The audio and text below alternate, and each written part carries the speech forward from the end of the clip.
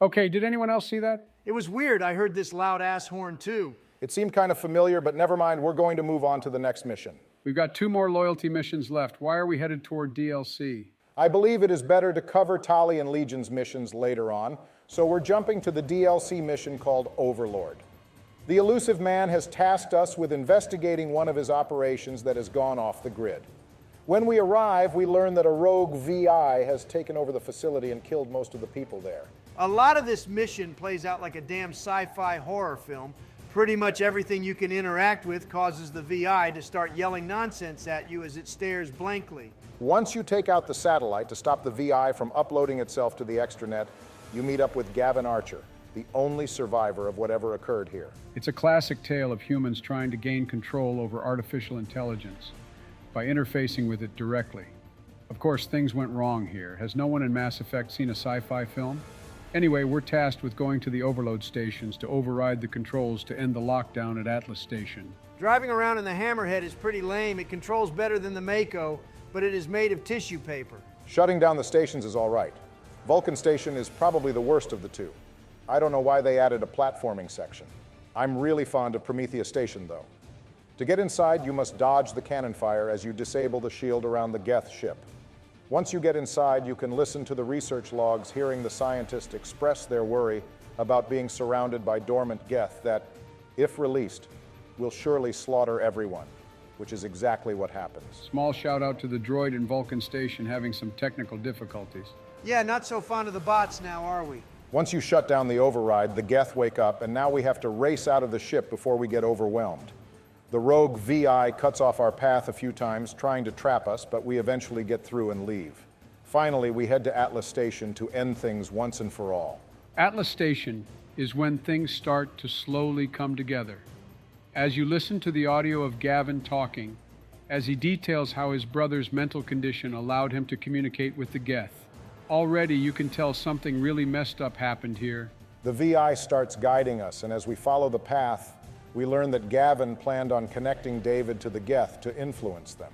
What drove him to this was the elusive man running out of patience. Bruh, the elevator section here is pure nightmare fuel. The squad was standing around in silence, and I was trying to figure out how no one was losing it. Yeah, this game further cemented my life choice to always use the stairs no matter what. Once we get out of the Tower of Terror, Shepard separates from the rest of the squad and sees everything that went down between the Archer brothers. As you grow closer, the previously unintelligible speech becomes clear. The VI has been saying, "Please make it stop." Now we know this is no mere VI. The final fight is stopping the VI from uploading itself to the Normandy, where it will piggyback to the rest of the extranet, taking down the entire galaxy. A pretty tense moment. You're trying to balance stopping the upload while being attacked by the Geth being spawned in, all while hearing the dialogue between David and Gavin as things started going out of control. In the end, you finally see the horror that occurred here. Nah, man, this is pretty gruesome even for me. Just end me, bro. Not about to have my eyes forced open like that while feeding tubes are shoved down my throat. This is a pretty unpleasant sight. Gavin shows up and tries to tell us how things were meant to be, but I mean, look at him. You're met with 2 choices here. Let Gavin take David back to Cerberus or take David to Grissom Academy. And this is pretty obvious. Here's the deal. As much as there is no right or wrong choice in Mass Effect, the game lays it on pretty thick that sending David to Cerberus ain't it. You don't even get Paragon or Renegade points for either of these options, so what's the point in sending the kid to Cerberus to endure more of this torture? Damn, Donald actually sounds like he's feeling sympathy for another human being, a surprising sight. Overlord is an excellent DLC mission with a scary atmosphere with the rogue VI and the Geth. Well-paced and ends with a super iconic scene. Overlord also has some impact in Mass Effect 3 as well. I would give it an A tier. Traveling in the Hammerhead and Vulcan Station holds it back. Now it's time for a big boy mission, Lair of the Shadow Broker. The Broker DLC plays out like a movie. You meet with Liara on Ilium and tell her we have information on the Broker for her. It seems Liara's investment here is rescuing her friend, a toad named Farron, who helped her recover our body from the Collectors.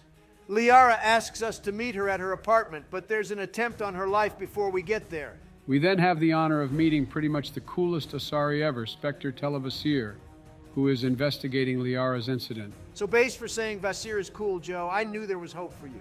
We search Liara's apartment for clues leading to the Draken Trade Center.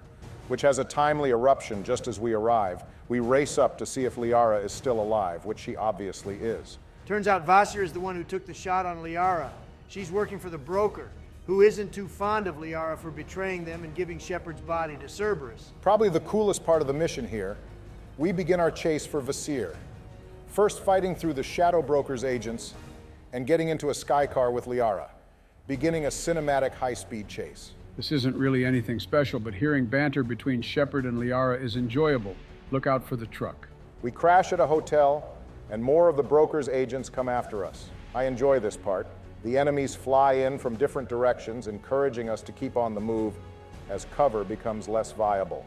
Once you get through them, you start going after Vassir, who was injured in the crash. The hotel we're at is called Azure, apparently. It's a resort with an exotic edge, my type of place. What does Azure mean? It's some Asari slang for a part of the body in some areas of Ilium, mainly in the lower reaches, towards the bottom. Okay, but which part of the Asari body is it? I just told you. When we catch up with Vassir, she takes a woman hostage, and we get to play some renegade or Paragon. Pick Paragon, and you can bluff that you have no problem shooting the hostage. You are a Spectre, after all. By this point, even a Paragon Shepherd has sacrificed human lives to save the Council. Vassir doesn't realize who she's dealing with. The renegade outcome is telling Vassir she ain't shit and that she's too scared to fight without a hostage like a coward, telling her she should stick to dancing. You can also straight up fail to pass the morality check and either wound the hostage or you'll concede to Televasir and literally drop your thermal clips. No, for real. If you pick this, you'll have no ammo and need to pick them up. I don't understand how BioWare fumbled the final boss of Mass Effect 2 when they proved they could handle boss design with Vassir. She is very dynamic with her charge ability, constantly changing position as you fight and throwing out shockwaves to keep you out of cover. Vassir will temporarily retreat and call upon drones and more broker agents to fight you. It's simple, but this is probably the best boss fight we get by Mass Effect standards. Extremely wasted potential by having Vassir die. She demonstrates the shady side of being a Spectre. Working with the broker may be dirty business, but if it ensures the stability of Citadel space, then so be it. With the fight done, we rejoin Liara, who, if you're romancing, will express sadness over your death, claiming that things can't go back to normal after all her mourning. But let's be honest, she's still into us. We get to probably the weakest part of the mission now, going outside the ship on Hagalaz. It's a gorgeous view, but it's a bit long-winded, and the final area can be a pain in the ass if you die once and have to start over from scratch. It's just something that gets in the way of seeing the broker. So skipping to the inside, we meet up with Farron, who is still alive but being tortured. We must shut off power to save him, meaning we need to meet the broker directly. After fighting a few more of its men, we meet the Shadow Broker himself. The broker certainly delivered. Its tone is almost comparable to Sovereign's. It sizes up your companion to sell them for a price. The broker knows everything about your squad mates. Everything from Grunt's origins to Tallys' failed mission on Haestrom. It's pretty funny that the broker implies Jacob's death will cripple Cerberus. Even the folks in the Andromeda Galaxy know that's cap. Now we begin our battle against the broker.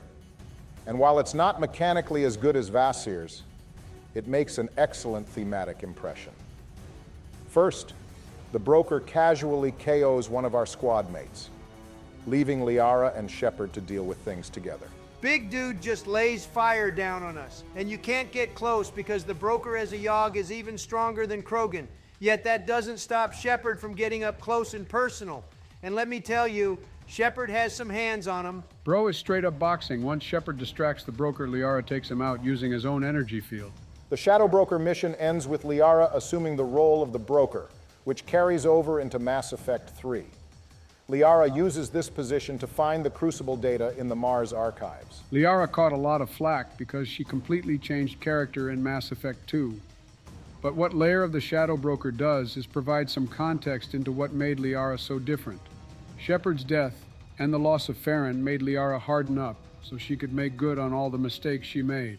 However, Liara was really only putting up an act. Once all the pressure was eased off, she let loose. You can then meet with Liara on the Normandy for dinner, where you can either get along as friends or rekindle your relationship. I'll say it, Lair of the Shadow Broker is S tier. My only real complaint about the mission is that it's DLC that's vital to the narrative of the trilogy. And back in the day, if you didn't have it, you'd be missing crucial context on Liara being the Shadow Broker. The remaster fixed this, but it still bears repeating. Stories like this should never be paid DLC. Great DLC and great action. We finally meet the Shadow Broker, who was mentioned way back at the start of Mass Effect 1. It strengthens Liara's character, and it carries into Mass Effect 3.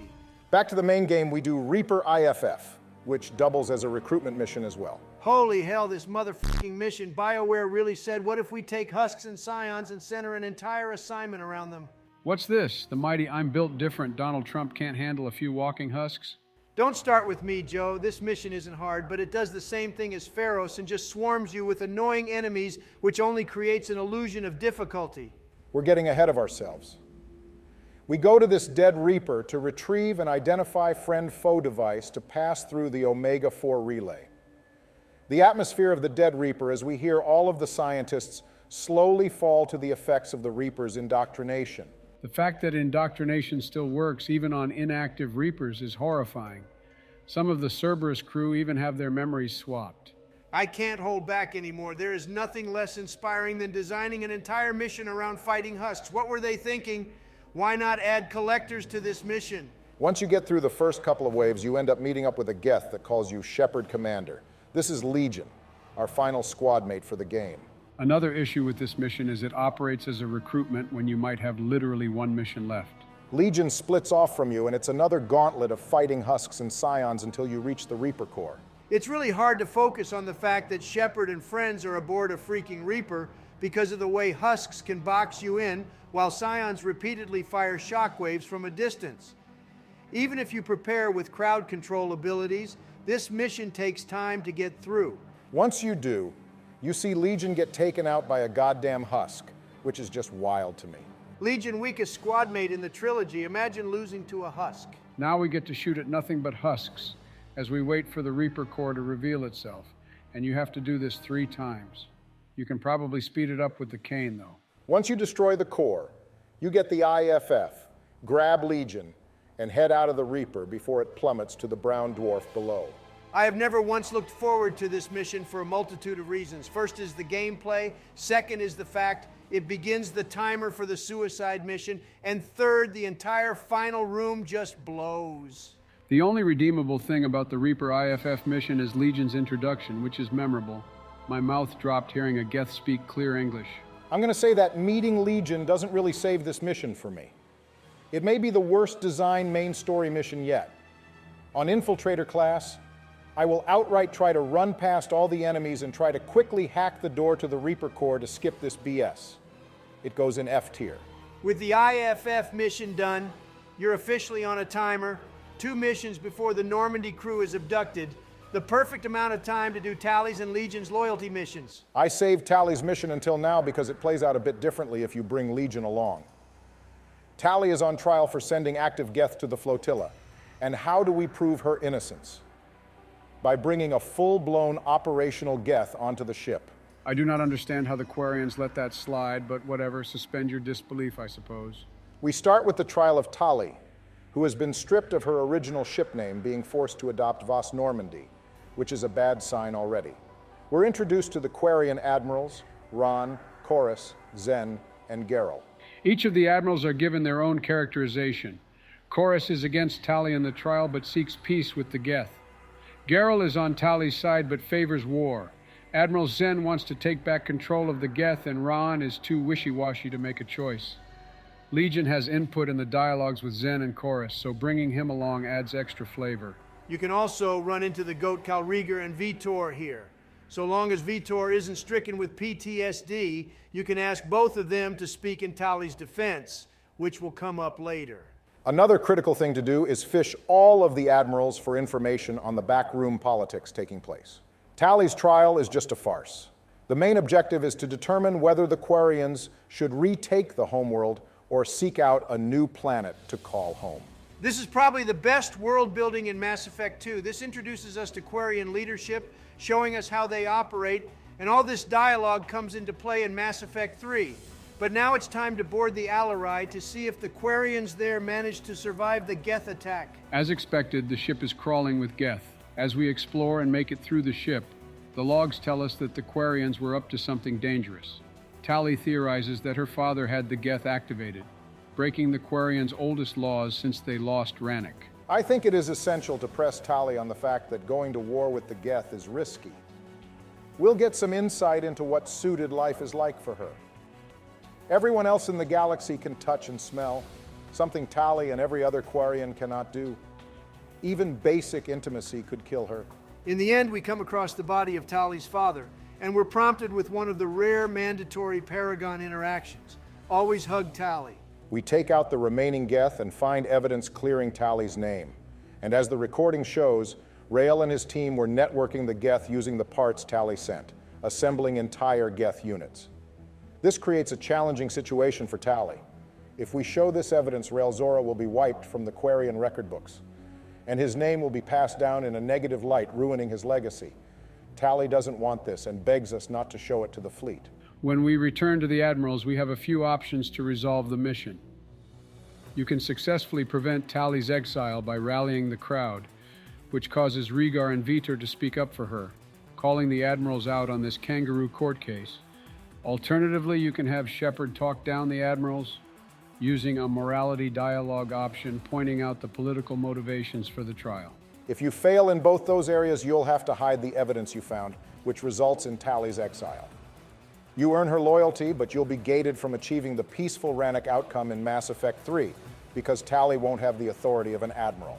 Likewise, you can ignore Tally's plea to hide the evidence. She will be found innocent, but Rael Zora will be stripped from the Quarian record books.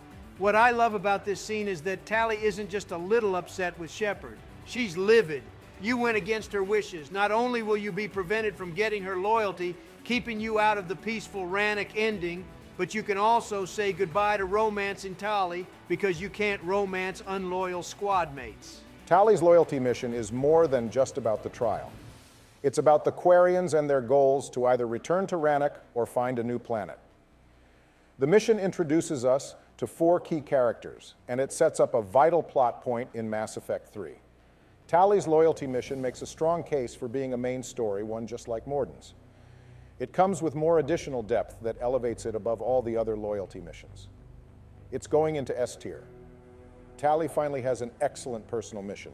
Our final loyalty mission is Legion's A House Divided. Bit of a step down here, but it's still good. The first thing we learned on this mission is that windows are structural weaknesses, and Geth do not need them. We're on this Geth ship to solve the heretic Geth issue by blowing them up. But Legion fills us in that there's another option: take control of the Geth and make them accept what Legion's Geth believes. We'll shelf the topic for now and continue through the mission. During it, we learn more about how the Geth operate. They gain complexity by linking together at hardware platforms. Fewer Geth equals less complexity. This is why Legion isn't able to reach a consensus on the decision. Anything that's done to the heretics will also be done to Legion. The most alarming thing for Legion is learning that the heretics have been spying on Legion's Geth, keeping track of their patrol routes. Legion can't comprehend how the heretics became so different that they were willing to forego sharing consistently on their ideals. I believe this is the first sign of the similarities between organics and synthetics, but Legion questions the judgment of organics who value such individuality. Our final area is a room where we hold out against, and I can't believe we're doing it a third time, a literal tower defense game with actual turrets that are basically useless, by the way. BioWare should have just made Mass Effect Tower Defense if they wanted to make one so bad. Once we clear the Geth, we're finally presented with our choice. Will we rewrite the Geth, or will we destroy them? And this choice is controversial. Not because it's hard or anything, but because it really stretches the concept of the morality system. Put plainly, both these decisions are extremely morally dubious. Destroying the Geth is renegade, while rewriting them is paragon. But is forcing your ideals on another group of people really the better option than just killing them? Even if the heretic Geth follow the Reapers, that is their choice, and they should be allowed to make it. At the same time, killing them for believing something different is pretty evil. Don't bother trying to decide which is right. Mass Effect 3 lets us know. You get 2 points towards peace on Rannoch if you destroy the Geth, and 1 point if you rewrite them. You know what that means, Barack? I got a feeling I know where this is going, and I'm really not up for it, Donald. This decision foreshadows that control is the wrong choice. Controlling the Geth numerically gives fewer points than destroying them. Destroy is the correct ending. We did a whole 12-minute video on this topic, Donald. We're not doing it again here. You can still pick rewrite and get the peace on Rannoch ending, so it doesn't matter. After making your choice, you have to escape the ship before the countdown ends, finishing the mission. A House Divided is a great loyalty mission. We barely get to spend any time with Legion or the Geth outside of them being enemies. So this offers us an excellent chance to learn about them. Completing this mission is also relevant in Mass Effect 3. It falls behind Tally's mission, so we'll put it in A tier. One last stop, we have the Arrival DLC. Admiral Hackett contacts us and asks us to help recover an Alliance operative named Amanda Kenson, who was captured in Batarian space. Here goes BioWare yet again, creating paid DLC that is active canon and relevant to Mass Effect 3. Interesting gameplay choice here. Shepard infiltrates alone with no squad whatsoever. Being alone also gives you the option to take an actual stealth approach. You can rescue Kenson without shooting anyone, but that would be boring. Worth noting that there is an achievement for it. When we save Kenson, we're tasked with finding an escape. While Kenson hacks our way out, Shepard must hold things down alone, and it's pretty challenging. If you've relied on having squad mates up to this point, you will need to change your approach. Eventually, Kenson will get us out of here, and she'll fill us in on what is going on here. Kenson is here planning to destroy the mass relay in this system home to a Batarian colony. Doing so will completely wipe out the entire thing. But Kenson has found evidence that the Reapers will arrive in this system in just 2 days. This is how they'll begin their invasion. Respect to Kenson here. Their plan is to hurl a giant rock into the relay. My kind of idea. While talking to Kenson, she'll explain that their proof is a Reaper artifact, which should start ringing some alarm bells. Kenson says they prepared against indoctrination, but when we arrive at Project Base, the fucking Reaper artifact is out in the open.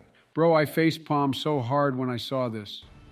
Needless to say, everyone at Project Base is indoctrinated, and they all attack Shepard. You can fight, but eventually a giant pulse will knock Shepard out, allowing them to be captured. But obviously we escaped because Shepard is just that dude. We were out for almost 2 days and only have 2 hours to stop the arrival. Now we must run through these indoctrinated Alliance personnel. This really sells how much of a demon Shepard is. As you wipe everyone out, you hear some of the Project Base guys calling out the name of the people you just killed. But too bad, losers. All your friends are dead, and now you're next. Once you start to activate the project, you're hit with the fact that it will kill over 300,000 Batarians. And what's the bad news? The bad news is we don't have time to get a picture of it. We'll have to fight through some more guys and meet up with Kenson one last time, where you can either shoot her or let her blow herself up. She dies either way. Now we need to get out of here before this rock hits the relay. It's worth pointing out that the timer and the proximity meter aren't for show. If you actually sit there and wait, you will crash into the relay and die. Once you make it through, you're finally face to face with the Collector General or Harbinger if you do Arrival after the suicide mission. Harbinger gives us a typical, "You're so inferior, nothing you do will stop us" speech, which Shepard casually clears with arguably their best speech in the trilogy. Regardless of your thoughts on Batarians, Arrival stands as an example of what it will take to stop the Reapers. Even if we must butcher a colony to buy ourselves a mere 6 months, we'll do it. We get the job done no matter what. With that in mind, Arrival is A tier. It has a great premise, finally bringing the Reapers back into the picture after they were absent from Mass Effect 2. The combat is good, we finally meet Harbinger face to face, and Arrival provides context on why Shepard ends up incarcerated on Earth. Plus, we finally get to meet the OG Admiral Hackett in the flesh, and he shows us why he's the GOAT, believing Shepard did the right thing. Now, at long last, we've finally reached it, the suicide mission. Before we even begin, we should probably add another tier above S tier, right? I mean, the suicide mission is the mission, the greatest of all time. Yeah, it should really be in a league of its own. I don't know about that one, gentlemen. What you talking about, Barack? Barack, I know how you love to deliver the hottest of hot takes, but I don't think you want to fight this battle. The commenters might literally reach through the screen. Hear me out. The suicide mission is absolutely, nobody better doubt it, an S tier mission. That's not what the discussion will be about. The real question is the suicide mission that much better than the other missions in S tier? That's what we need to justify first. All right, where do we begin? Let's start with the fact that the suicide mission was built up from the start of the game. Every single thing we did, from the recruitments, the loyalty missions, and the ship upgrades, all come into play here. Even if helping Miranda felt like just running an errand, securing her loyalty guarantees she won't die during the suicide mission. The setup for it is unmatched. It's intensified by the Normandy crew being abducted by the collectors while Shepard is away, meaning we have our people to save. If you wait too long, Kelly will be among the first to die, followed by our engineers. Eventually, only Dr. Chakwas will be left. Very true. The ship upgrades are the first thing the game checks, because if you've missed any one of them, you'll lose a squad mate before you even make it to the collector base. Losing a key individual here could cost you down the line of the suicide mission. The cut scene is also legendary. The music, the battle against the collector vessel that destroyed the Normandy SR-1 and killed Shepard. Sweet revenge was tasted on this day. Of course, things didn't go clean for us. We make a crash landing and prepared to board the collector base. But first, we need to decide some things. We do a little Scooby-Doo and split the team into two groups, while a tech specialist goes through the ventilation to open the door for us. Ha! Time to send Jacob into the vents. I mean, he volunteered, right? Just giving the guy what he wants. In all honesty, Jacob is a wrong choice. Obviously because he isn't a tech specialist. Going in blind, you need to recall the traits of your squad. Who is and isn't a tech specialist should be pretty straightforward for the most part. The three correct picks are Tali, Kasumi, and Legion. Loyalty comes into play. If the person you pick is unloyal, they will die trying to shut the door. Your other choice is who will lead the second fire team. You can't go wrong with Garrus. That's the homeboy, and he deserves another shot at leading to prove himself. Forget that. Put Miranda in charge and show that Turian how a human gets things done. Or we could pick Jacob. That's a good one, Barack. I always knew you had a sense of humor. I try my best. In this part, you must keep up with the tech specialist opening valves for them so they don't burn up in the tubes. This can be super stressful as you hear them panicking the longer you take.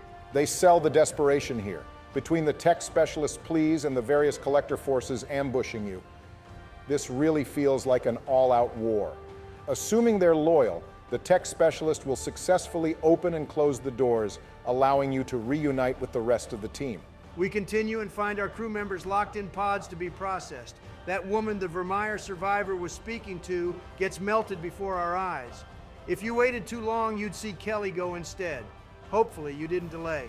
Now we're met with more choices. Someone must lead a diversion team, while Shepard leads a squad through a room full of seeker swarms. The same three squad mates are your main choices here, but be wary. Garrus and Jacob will die if they're unloyal, but for some reason, Miranda will survive no matter what. To get through seeker swarms, we need a biotic specialist to create a bubble. Miranda claims any biotic could handle it, but don't be fooled. Anyone besides a loyal Samara and Jack will fail. I learned that Miranda is full of it when she said this the hard way. Rest in peace, Grunt. Bro, you lost Grunt? I let Miranda trick me. We also need to choose whether we'll escort the Normandy crew back to the ship, which you better do if you want them to live. It doesn't matter who you pick so long as they're loyal. Generally, the recommendation is to send someone like Tali or Morden. The next part of the mission is called the Long Walk, which is appropriate, as we walk straight through the area, being periodically stopped to fight some enemies. I would normally be against something like this, but it makes sense for the situation. We can't leave the bubble, and our biotic specialist can't fight back. After one final push, our specialist will send out a huge biotic blast, sending the collectors and seeker swarms flying just in time because their stamina was falling. Now we open the door to let the diversion team in and have one final decision. We must take two of our squad mates with us, while everyone else stays behind and holds the door. And this is where things get a bit complicated. This part will be touched on later. Shepard and their squad ride off after another one of their legendary speeches. This is similar to the first battle on the collector vessel, except we're more than strong enough to handle it this time. They did a good job selling this as the final push, as new platforms fly in as we move closer and closer to our destination. Eventually, we'll reach the final console and finally learn what the Reapers are up to. They're building a human Reaper. And for some stupid reason, it looks humanoid, even though no other Reaper looks like that. Anyway, some more collectors show up, and as we defeat them, we have to shoot the supports of the Proto-Reaper to make it collapse. Just as we're preparing to destroy the base, the elusive man comes calling and tells us we can harness the power of the collector vessel instead of destroying it. This is pretty much Mass Effect 2's version of the Council decision. If you brought Miranda along, you'd get to see her speak up against the elusive man. But hold up. We're finally getting to the part that keeps the suicide mission from being the best of the best because, holy hell, this boss fight. Is this what you were talking about? Yeah, the Reaper human larva is dog shit. BioWare really took a massive step down from Saren here. It might have legit just been better to have nothing here at all. No boss fight, we blow the base up and leave. The only way to speed this up is to come packing some serious heat in the form of the M920 Kane. A couple of shots from it will speed up the fight. Everything will then begin collapsing. And if anyone you brought with you to the final battle is unloyal, they will die. Miranda isn't safe for this one. It's one of the few ways she can die. As we run, we hear Harbinger trying to give us a stern lecture, but we're not having it. Time to blow this space station to hell as we escape. I guess it's worth mentioning that you can technically do so poorly at the suicide mission that Shepard will die, and it will be a failure. However, BioWare doesn't acknowledge this in Mass Effect 3. You won't even be able to import the save. All right, now that all this has been said, Barack, add a new upper tier and put the suicide mission in it. The human Reaper isn't bad enough to put it on the same level as the S-tier mission. The suicide mission is amazing the first time you play it. But once you actually learn about its inner workings and analyze it a bit, you'll realize how contrived it is. Okay, Barack, explain yourself. First, the notion that these squad mates, who are all experts in their fields, will screw up so poorly that they'll die just because Shepard didn't do them a favor is pretty silly. Legion, for example, is a Geth. They operate off logic. Why would they be bothered to the point that they fail to close the door fast enough? On top of that, failing the suicide mission or losing anyone becomes pretty difficult in subsequent playthroughs. You'd have to sabotage yourself to lose people. Lastly, the hold the line section is summed up as a math equation. All of your squad mates offer a defense point. And so long as those points average to at least 2, no one will die. If it's below 2, you'll start losing people in order of how low their score is, which is why sending Morden or Tali with the Normandy crew is the recommendation. Not only that, but the defeat of the Collectors doesn't do much for the plot. We finish Mass Effect 1 with a warning that the Reapers are coming, and guess how we end Mass Effect 2? A warning that the Reapers are coming. So what are you getting at, Barack? The suicide mission still goes in S tier. But given what I just mentioned, and the fact that the human Reaper is booty butt cheeks, I cannot in good conscience say the suicide mission is an entire tier above missions like Expose, Saren, and Vermeer. I disagree. The suicide mission is pure hype in its truest form and should be the kind of final mission all games aspire to be. It is the ultimate climax. The final battle of Mass Effect 1 is equally as hype and a climax in its own right. And unlike the suicide mission, it's less dependent on background mechanics to work. Also, you could make a case for the suicide mission being responsible for the lack of development for fan-favorite characters like Jack. It was too ambitious and caused BioWare to neglect characters who might be dead. That's an outside problem, Barack. Besides, we know why BioWare screwed up with the third game has to do with not being given enough time. They still managed to develop Tali and Morden. Not used to seeing you two go at it. Here's my take. The suicide mission set the standard for what people wanted from the finale of the Mass Effect trilogy. It was so good that people were ultimately disappointed by Priority Earth in 3. But when I compare it to the Battle of the Citadel, I don't believe those finales are that far apart. Climbing the Citadel Tower, looking at Sovereign, getting the sense of scale is unmatched. Just getting to see Sovereign clears the human Reaper by a long shot, plus Saren is a much better boss. It's not even close. I also believe the final choice to save or sacrifice the Council is better than the collector-based decision. This is the most coherent stretch of words I've heard from you, Joe, that adrenochrome is hitting. My suggestion is to put the suicide mission in S tier, or put both it and Battle of the Citadel in an S+ tier. What do you say, Donald?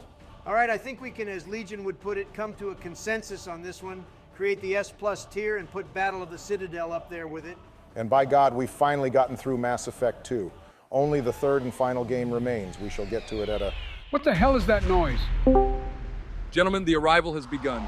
Bernie, what are you talking about? What arrival? The Reapers are here to bless us in their glorious presence.